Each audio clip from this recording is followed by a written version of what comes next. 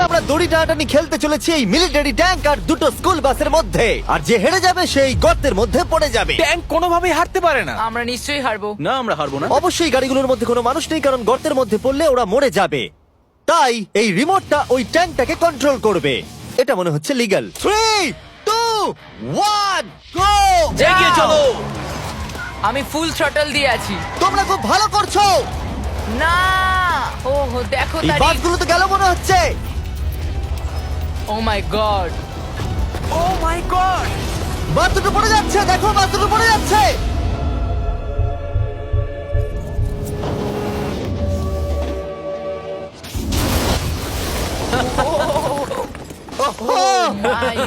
তোমরা বাস থেকে কোনো আওয়াজ শুনতে পাচ্ছ? আরে হর্ন বাজছে মনে হচ্ছে। আমরা এখন গিয়ে নিচে তদন্ত করবো বাসগুলো এখন কি অবস্থায় রয়েছে। ও গড। ও নো, আমি আর নিচের দিকে দেখবো না। আরে তুমি নড়ছো কেন? আমি নড়ছি না, তুমি কোথায়? নড়ছো। আমরা পৌঁছে গেছি। ও মাই গড, একটু এটা দেখো। বাস কি করে ভাবলো ট্যাঙ্কে হারিয়ে দেবে? আমার মনে হয় না ও এটা ভেবেছে। পরে এই ভিডিওতে ওই ট্র্যাকের ওপর দিয়ে একটা ট্রেন আসবে আর ঠিক এখানে এসে পড়বে, কিন্তু সেটা করার আগে আমরা এখন আছি $1 মিলিয়ন বাড়িতে। তার মানে আমাদেরকে মিলিয়নিয়ার হতে হবে এই বাড়িটা কেনবার জন্য। দেখা যাক মিলিয়নিয়াররা কিভাবে থাকে। আমি প্রথমে যেটা বলতে চাই, এটা আমার বাড়ির থেকে অনেকটাই বড়। যখন আমরা $1 মিলিয়ন দিই তখন আমরা একটা ভালো বড় কিচেন পাই, সঙ্গে 4টে বেডরুম যেগুলো বেশ আরামদায়ক। আর যদি আমরা এদিকে আসি, এই বেডরুমে একটা ক্লোজেট আছে যেটা বাথরুমে নিয়ে যাচ্ছে, আর সেই বাথরুম $1 হাউসের থেকেও বড়। এই বাথটাবটা তো দারুণ। আমি 6'5" আর আমি এখানে খুব সহজেই ধরে যাচ্ছি। আর এমনকি বাথরুমে বিডেজও লাগানো আছে। ও মাই গড। সব থেকে দুর্দান্ত জিনিসটা সিঁড়ি দিয়ে নিচে নাম্বার পরে দেখা যাবে। ওরে বাবারে, এখানে মুভি থিয়েটার আছে। ভাই এই চেয়ারগুলো মাসাজ চেয়ার। দাঁড়াও, কি? এই চেয়ারগুলোর দুটো করে রিমোট আছে। দুটো রিমোট? এই মুভি থিয়েটার ছাড়াও এখানে একটা আর্কেড আছে। আমি ভাবতেও পারিনি এতগুলো ফিচার্স পাওয়া যাবে $1 মিলিয়ন। ও এই বাড়িটা আমার দারুণ। এরকম বাড়ি থাকলে অনেকগুলো বন্ধুকে আমি বাড়িতে ডেকে নিতাম, আর শেষ করব পুল দিয়ে। তার সঙ্গে একটা অপ্রয়োজনীয় ওয়াটারফলও রয়েছে।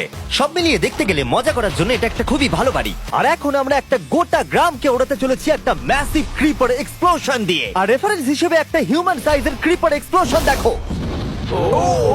ওকে, কিন্তু এবার আমরা এটাকে 50 গুণ বড় করে দেখাবো।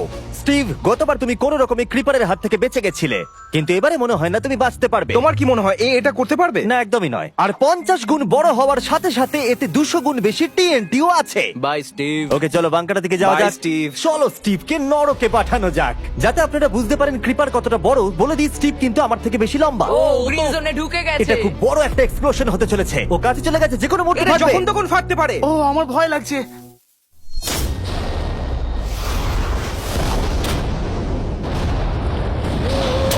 Oh my God!